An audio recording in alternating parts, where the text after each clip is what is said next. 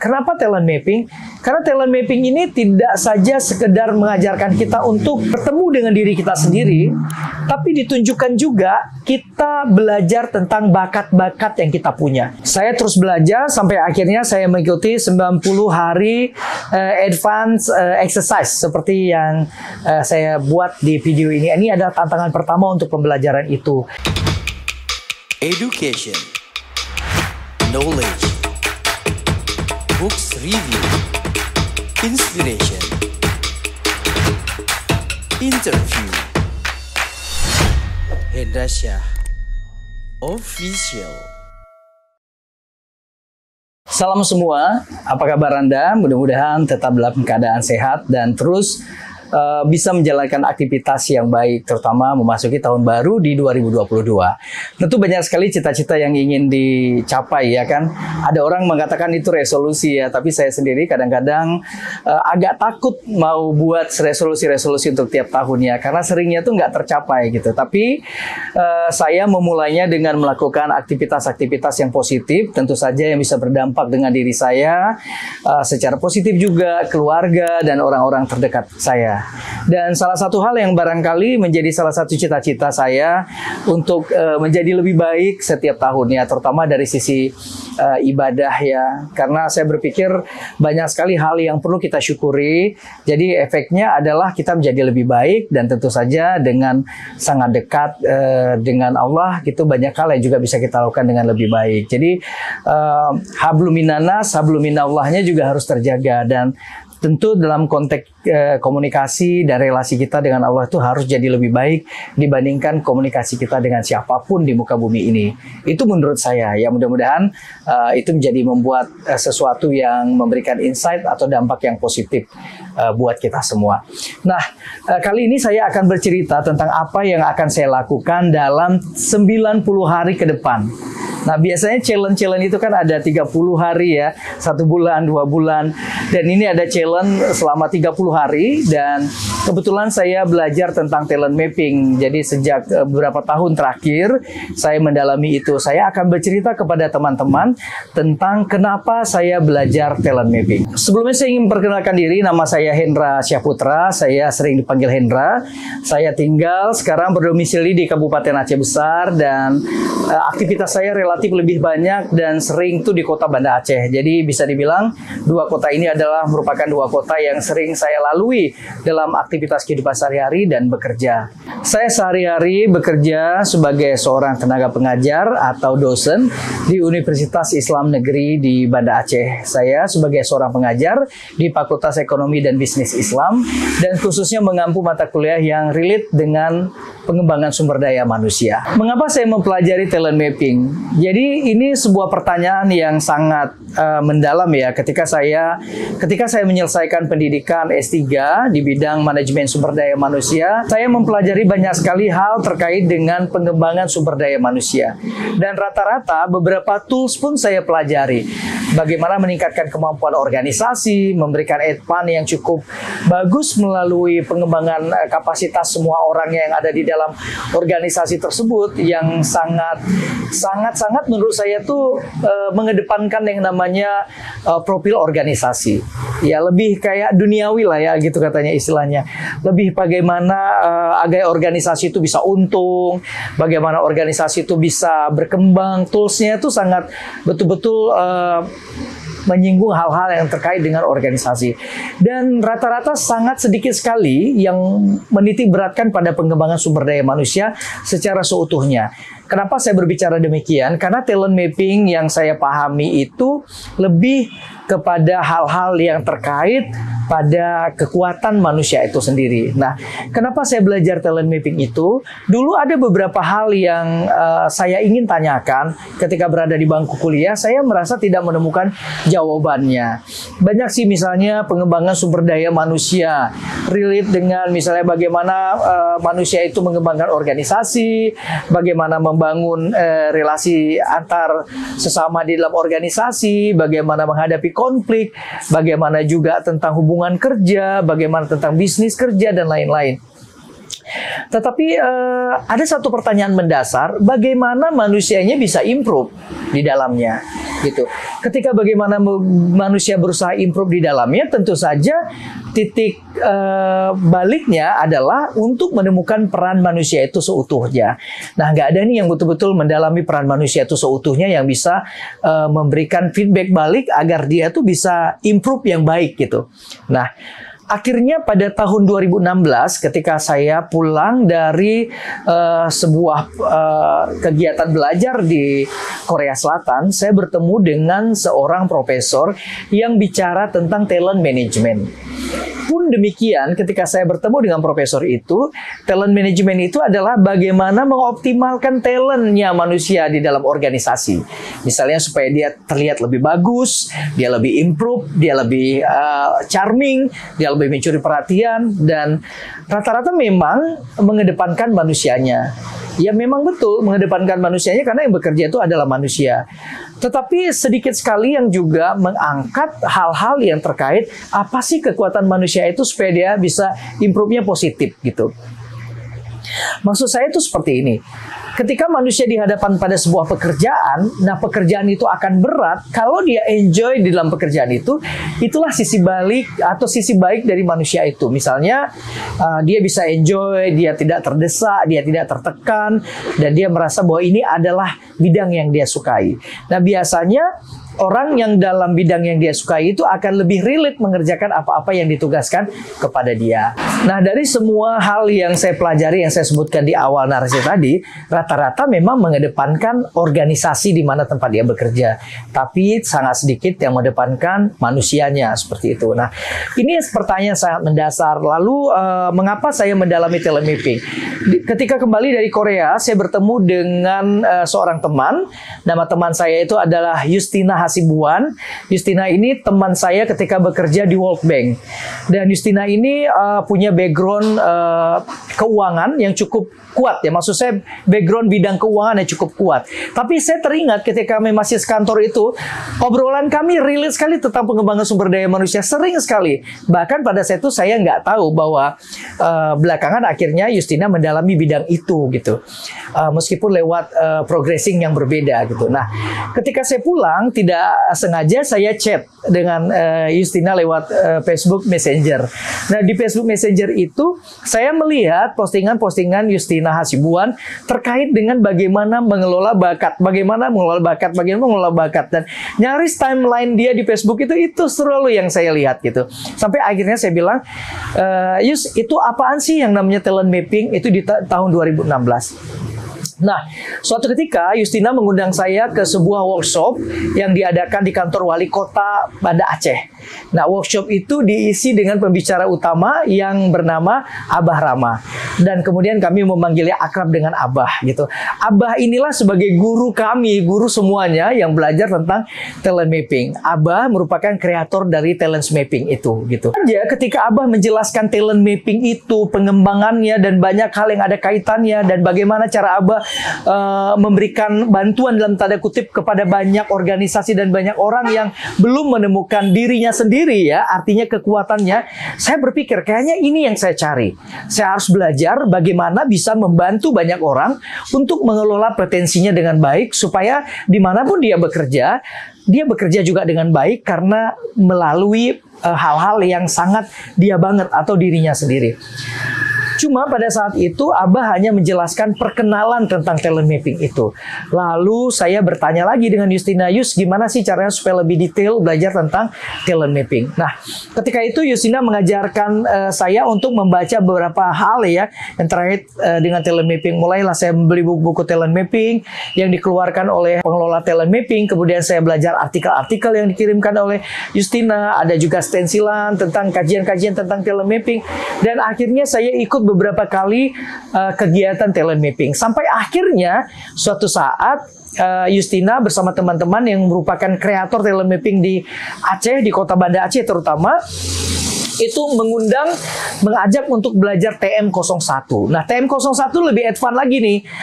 Kita lebih belajar tentang talent mapping assessment, tentang kekuatan, potensi kita, bakat kita, bagaimana mengelola keterbatasan kita, bagaimana mengelola kemampuan kita, dan intinya kita menemukan apa tuh kekuatan kita. Nah, singkat cerita, saya ikutlah talent mapping TM01 bersama Justina, dan beliau punya partnernya adalah suaminya, Ayah Adi.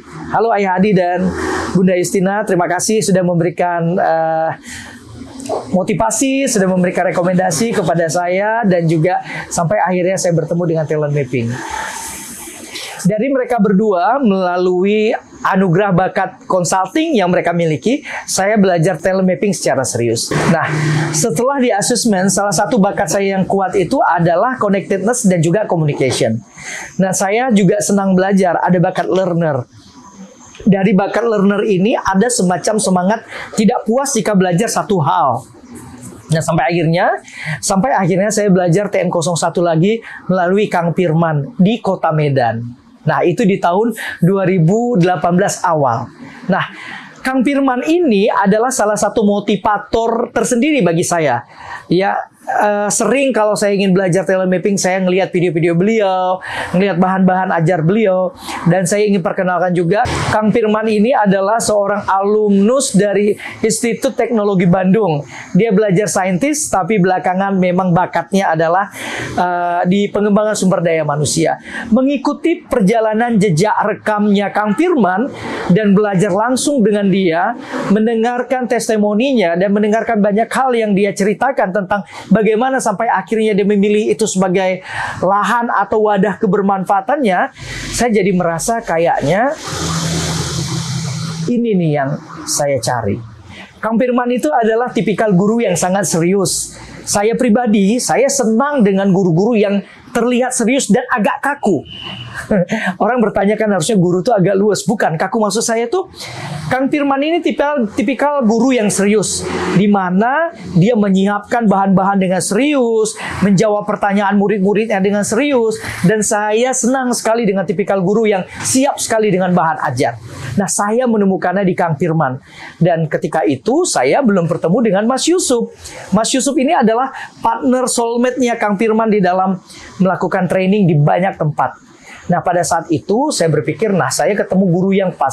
Saya udah ketemu sama Abah Rama, saya ketemu dengan Kang Firman, dan saya akhirnya bertemu dengan Mas Yusuf.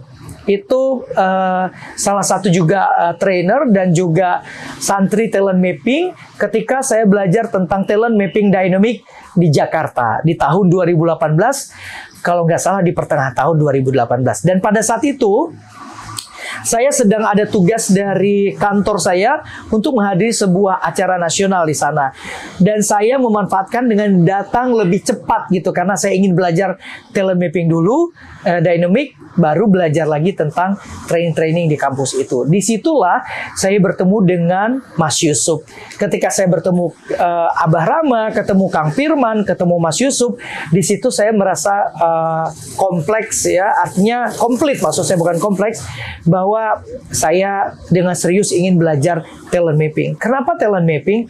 Karena talent mapping ini tidak saja sekedar mengajarkan kita untuk bertemu dengan diri kita sendiri, tapi ditunjukkan juga kita belajar tentang bakat-bakat yang kita punya. Jadi di talent mapping ini kan ada 34 bakat ya. Ada bakat teratas, ada bakat terbawah kita, dan diajarkan semua. Dan kenapa harus talent mapping? Saya terpanggil untuk belajar serius dan memanfaatkan semua kemampuan yang ada pada saya untuk bisa membantu orang lain bertemu dengan dirinya sendiri dan menjalankan aktivitas dengan potensi yang ada yang kuat pada dirinya. Nah, kenapa demikian? Karena banyak kan orang-orang yang bekerja itu kayak misalnya 9 to 5, menjalankan waktu jam 9, datang bekerja, pulang jam 5 gitu kan ya. Kemudian ada yang istilahnya kayak I love Friday gitu. Atau ada istilah-istilah seperti itu ya, cinta hari Jumat, karena bukan maksudnya kita nggak mencintai hari Jumat ya. Orang menunggu hari Jumat karena merasa hari Sabtu dan Minggu adalah libur gitu. Kemudian muncullah I hate Monday, benci hari Senin. Saya melihat istilah itu kayaknya kok seperti memagari kita. Harusnya kita mencintai semua hari yang Allah berikan, dan tujuannya adalah menyebarkan kebermanfaatan kita. Jadi belajar talent mapping itu ingin membantu banyak orang agar bisa menemukan dirinya sendiri melalui bakat-bakat yang hebat yang ada pada diri mereka dan mensiasati kekurangan mereka di situ. Sejak saat itu saya pun melahap banyak materi tentang talent mapping ya, belajar, berdiskusi, menonton video-video pembelajaran, dan merasa masih kurang cukup ilmu saya. Saya terus belajar sampai akhirnya saya mengikuti 90 hari advance exercise seperti yang saya buat di video ini. Ini adalah tantangan pertama untuk pembelajaran itu. Bagaimana saya membantu orang lain dengan talent mapping? Saya ini seorang pengajar, saya sering ketemu dengan mahasiswa-mahasiswa yang ada yang sangat rajin, ada yang mungkin tidak termasuk di dua kategori itu, tapi sebenarnya punya potensi yang luar biasa. Suatu hari di akhir program kelas di setiap semester, saya melakukan ST30 assessment ya di dalam talent mapping untuk melihat bakat dan kemampuan mereka. Nah, ternyata banyak tuh punya bakat-bakat di luar bidang yang mereka geluti. Nah, ada pengalaman. Saya bertemu dengan seorang mahasiswa perbankan yang saya sebut saja namanya di sini, namanya Muhammad Rida, dan dia punya pekerjaan yang relate-nya dengan bidang komunikasi. Dia punya kemampuan untuk mengambil video, kemudian mengedit video, mendesain, tapi nggak pernah datang dari sekolah yang mungkin relate dengan desainer gitu. Nah, desain dengan desain grafis dan lain-lain. Nah, pada saat itu saya memberikan sebuah challenge kepada dia untuk melakukan assessment. Ternyata dari asesmen tersebut bakatnya itu memang bakat komunikasi yang paling puncak. Nah, akhirnya kita berdiskusi banyak dan lain-lain, dan saya dalam tanda kutip, saya nggak bilang menolong beliau ya, saya membantu dia untuk menemukan visi bekerjanya agar bisa bekerja di tempat yang enjoy dengan dirinya. Ketika saya konfirmasi, akhirnya memang bidangnya itu adalah bidang komunikasi, kemudian dia punya banyak ide, dia developer juga, dia intellectual juga, dia punya individualism yang juga gitu ya. Jadi intinya saya membantu orang untuk bisa menemukan diri mereka melalui talent mapping. Kemudian kita berdiskusi dengan talent mapping. Tentu saja tidak sekali, dengan beberapa kali pertemuan ketika saya berdiskusi dan konfirmasi, dan bakatnya persis dengan hasil asesmennya dalam talent mapping. Nah, kenapa saya membantu dia? Dia lagi bingung untuk melanjutkan S2 kemana. Apakah melanjutkan ke bidang perbankan yang dia nggak senang, atau melanjutkan bidang yang dia senang di bidang komunikasi. Karena dia sudah belajar di perbankan, ternyata ada irisannya juga loh. Perbankan itu kan butuh yang namanya informasi dan publikasi agar bisa diterima oleh masyarakat dengan baik tentang produk-produk mereka. Nah, akhirnya dia berafiliasi lah dengan pekerjaan itu, dan berita baiknya dia sangat enjoy dengan pekerjaan yang dia lakukan. Ini salah satu contoh bagaimana cara saya membantu orang lain dengan talent mapping. Orangnya tidak suka berkompetisi, hanya ingin membuktikan dirinya dengan karyanya. Bakat kompetisinya lemah, bahwa apa yang dia lakukan tidak untuk membuktikan kepada orang lain, tetapi menjustify bahwa dirinya memang mampu di bidang itu. Jadi hasil dari talent mappingnya memang sangat sinkron dengan apa yang saya konfirmasi kepada beliau. Nah, di sisi lain ada juga pengalaman saya bertemu banyak orang ketika menjadi seorang pemateri di satu program, dan setelah itu saya memang membahas tentang talent mapping ya, tentang bagaimana bakat itu bisa membuat kita lebih cepat untuk menemukan kualitas yang ingin kita sampaikan pada orang lain. Kebetulan materinya adalah pengembangan sumber daya manusia. Pada saat itu ada yang bertanya kepada saya, Pak, bagaimana caranya agar saya bisa mencintai pekerjaan saya? Saya bingung kan dengan pertanyaan ini. Bagaimana mencintai pekerjaannya? Sementara dia dengan mata terbuka, dengan penuh kesadaran, tidak di bawah pengaruh apapun, mendaftar atau melamar ke departemen itu untuk pekerjaan itu. Nah, ternyata banyak orang yang tidak menemukan dirinya sendiri dalam pekerjaannya.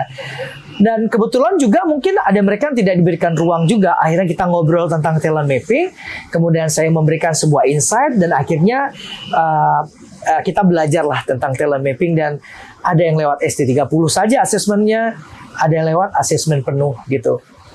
Nah, ada juga pelajaran ketika saya sedang bertemu dengan seorang ibu rumah tangga yang sedang bingung anaknya harus masuk ke sekolah apa. Anaknya itu kelas 3 SMA ya. Anaknya ingin masuk ke sekolah kedinasan yang lebih kayak semi militer seperti itu. Saya nggak sebutkan sekolahnya, tapi ada sekolah seperti itu dan ibunya tuh nggak mau. Ibunya tuh pengennya anaknya itu kayak misalnya jadi teknokrat lah, masuk ke bidang-bidang teknik, elektro dan segala macam seperti itu. Apalah gitu ya, pokoknya teknik. Si ibu kayaknya bangga sekali kalau anaknya jadi seorang insinyur. Kita nggak tahu ya. Kita semua punya background dan pengalaman masing-masing dalam kehidupan kita. Tapi akhirnya ketika bertemu saya lewat salah seorang teman dan akhirnya kita asesmen ya hasil si anak itu. Ternyata anak itu punya bakat leadership yang cukup kuat gitu. Dia punya semangat bakat leadership yang cukup kuat. Asesmennya menunjukkan dia seorang learner juga.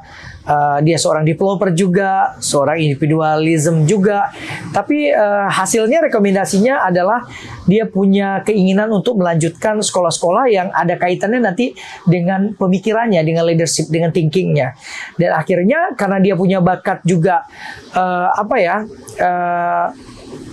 futuristik yang kuat, yang bisa melihat ke depan seperti apa, harus bagaimana orang berkarir dan berkarya, akhirnya ibunya mengizinkan dia untuk masuklah sekolah kedinasan itu.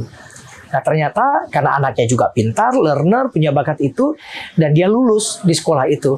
Dan saya mendapat kabar dari sang ibu, anaknya sangat enjoy dalam melanjutkan pendidikan, sekarang sudah semester 3 di sekolah itu. Jadi ini bukan sebuah tools yang 100% menunjukkan Anda supaya sukses di bidang ini, tidak, tapi untuk mengenal diri Anda sendiri. Jadi saya mengenalkan talent mapping, bagaimana membantu orang talent mapping dengan seperti itu. Nah di rumah sendiri saya juga men-TM anak-anak saya dan juga saya menemukan ada yang bakatnya ke sini, ada yang ke sana, dan berusaha membantu mereka untuk menemukan diri mereka sendiri dengan kekuatan bakat yang mereka punya. Saya seorang pengajar di kampus, di luar itu saya juga trainer dan peneliti. Saya ingin sekali membantu orang lain dari sisi pengembangan sumber daya manusia agar mereka bisa bertemu dengan kekuatan diri mereka, bekerja dengan enjoy, dan pada akhirnya mereka bisa bekerja dengan baik dan membantu tempat mereka bekerja untuk lebih unggul melalui pengembangan sumber daya manusia, tentu saja diri mereka yang kenal dengan diri mereka sendiri. Nah, makna kenal diri mereka sendiri ini menjadi sebuah kekuatan karena talent mapping akan mempertemukan kita dengan diri kita yang sebenarnya melalui kekuatan bakat yang kita punya. Siapa yang ingin saya bantu? Yang ingin saya bantu adalah semua sumber daya manusia, baik melalui organisasi dan komunitas, agar bisa menemukan kekuatan mereka dan juga mensiasati kelemahan mereka dalam bekerja untuk bisa lebih unggul menjadi diri mereka yang sebenarnya. Saya Hendra, saya memiliki bakat yang kuat di connectedness, juga communication, strategic, developer, empathy, individualization, harmony, ideation, includer, maximizer, learner, dan juga intellection. Saya berharap dengan bakat yang Allah berikan itu, saya bisa banyak membantu orang lain dan menemukan jalan kebermanfaatan saya melalui talent mapping. Demikian, sampai ketemu lagi di konten berikutnya. Assalamualaikum warahmatullahi wabarakatuh.